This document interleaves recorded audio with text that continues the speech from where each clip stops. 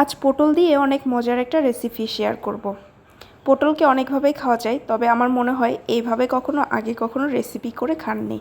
তো চলুন দেখে নেওয়া যাক কীভাবে রেসিপিটি তৈরি করছি। এই জন্য এখানে আমি 6-7টা পটল নিয়ে নিয়েছি, আর এগুলোর সাইডগুলো কেটে আমি সুন্দরভাবে এইভাবে উপর থেকে এই পাতলা আবরণগুলোকে উঠিয়ে নেব। মোটা খোসাটা কিন্তু থেকে যাবে, শুধু উপর থেকে পাতলাটাকে উঠিয়ে নিতে হবে। তারপরে ভালোভাবে এটাকে আমি ধুয়ে নিয়েছি, আর ধোয়ার পরে কাঁটা চামচের সাহায্যে এগুলাকে আমি ছোট ছোট করে ছিদ্র করে নেব। অবশ্যই এইভাবে করে নিতে হবে। কাঁটা চামচের সাহায্যে কিংবা টুথপিকের সাহায্যে আপনারা কিন্তু করে নিতে পারেন। তো আমি কাঁটা চামচ দিয়ে সহজেই এটাকে সুন্দরভাবে ছিদ্রগুলোকে করে নিচ্ছি। তো সবগুলো ছিদ্রগুলো আমি এখন একটা একটা করে নিয়েছি। তো আমি যেটা দিয়ে রান্না করব সেটা হচ্ছে এখানে মুরগির মাংস। এখানে আমি 700 গ্রাম মুরগির মাংস নিয়ে নিয়েছি, আর এটা দিয়ে আজকে রান্না করব। তো আমি একটা কড়াই বসিয়ে দিয়েছি চুলায়, তেল গরম করে নিয়েছি। তারপরে এখানে পটলগুলো দিয়ে ভালোভাবে ভেজে নেব, আর সামান্য পরিমাণ হলুদ গুঁড়ো এখানে অ্যাড করে দেব। এই রান্নাটা যদি দেশি মুরগির মাংস দিয়ে করা হয় খেতে কিন্তু অনেক বেশি মজা হয়। তবে ব্রয়লার চিকেন দিয়ে করলেও সমস্যা নেই, খেতে অনেক বেশি মজা হয়। তবে দেশি মুরগি দিয়ে করার চেষ্টা করবেন, দেখবেন অনেক বেশি টেস্ট হবে। আর দেশি মুরগি না পেলে আমার মতো ব্রয়লার দিয়েই করে ফেলবেন, খেতে কিন্তু দারুণ মজার, একটু অন্যরকম খাবার, তবে অনেক বেশি টেস্টি। তো আমি এখানে পটলগুলোকে সুন্দরভাবে হলুদ দিয়ে ভালোভাবে ভেজে নিচ্ছি। একদম হাই হিটে এটাকে আমি ভেজে নিয়েছি যেন পটলের কালারগুলো নষ্ট না হয়। তো ভালোভাবে ভাজা হয়ে গিয়েছে, এগুলোকে এখন আমি উঠিয়ে নিচ্ছি। এখন এই একই তেলে আমি অনেকগুলো পেঁয়াজ কুচি দিয়ে দেব।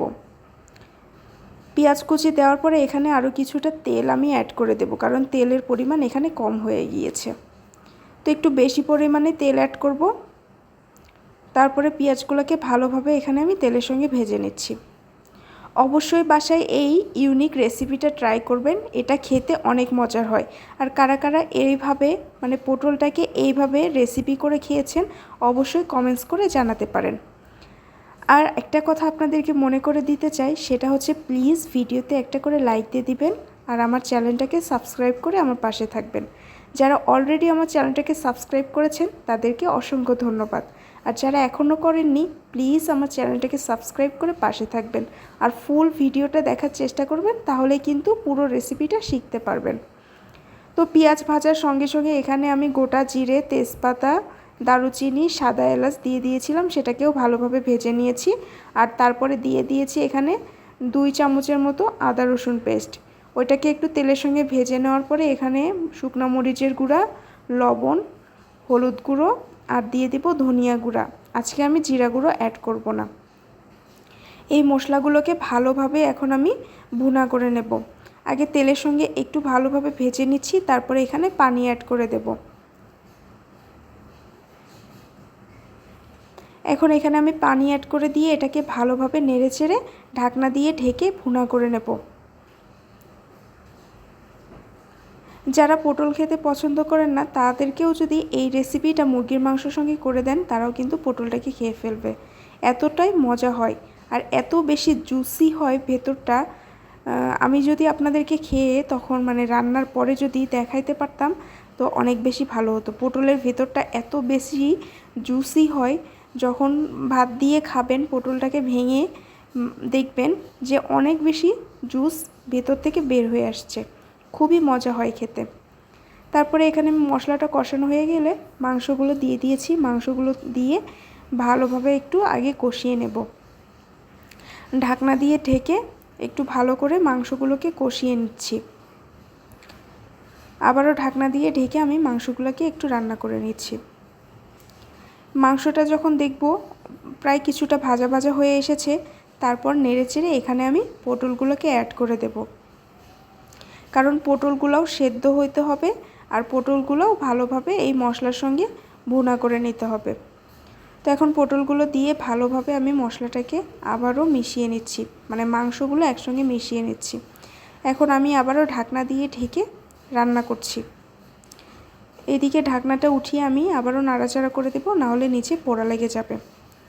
এদিকে আমার মাংসটাও সেদ্ধ হয়ে যাবে আর সঙ্গে পটলটাও সেদ্ধ হয়ে যাবে। আর পটলটা মানে দেখবেন যে ভেতরে জুস ঢুকে একদম টসটসে টুবো টুবো হয়ে থাকবে, খেতে কিন্তু দারুণ মজার। তো আমার এটাকে ভালোভাবে আমি ঢাকনাটাকে উঠিয়ে ভালোভাবে নাড়াচাড়া করে দিচ্ছি। এটা যত বেশি কষিয়ে নেওয়া হবে এটার টেস্ট তত বেশি বেড়ে যাবে। এটাকে আমি ভালোভাবে নেড়েচেড়ে ভুনা করে নিচ্ছি। আবারও ঢাকনা দিয়ে ঢেকে দেব। এবার ঢাকনাটা উঠিয়ে নিচ্ছি। আমার কিন্তু তেল উপরে ভেসে উঠে গেছে। আমার প্রায় মাংস এবং পটল সেদ্ধ হয়ে এসেছে। এখন এটাকে আমি ভালোভাবে নেড়েচেড়ে এখানে ঝোলের পানি অ্যাড করে দেব। একটু বেশি পরিমাণে ঝোল অ্যাড করতে হবে যেন এগুলোকে ভালোভাবে সেদ্ধ এবং ভেতরে লবণ ঝাল সুন্দরভাবে যেতে পারে। এবং একটু ঝোল ঝোল রাখলেই কিন্তু এই রেসিপিটা খেতে ভালো লাগে। তবে একবারে বেশি ঝোল রাখতে যাবেন না, আমি দেখিয়ে দিব কেমনটা ঝোল রাখতে হবে। তো এখানে নেড়েচেড়ে আমি ভালোভাবে এটাকে ভুনা করে নিয়েছি। একদম বেশি নাড়াচাড়া করতে যাবেন না, পটলগুলো যেন ভেঙে না যায়, পটলগুলো যেন এভাবে গোটা গোটায় থাকে। তো আমি এখন ভালোভাবে এখানে পানি অ্যাড করে দিচ্ছি।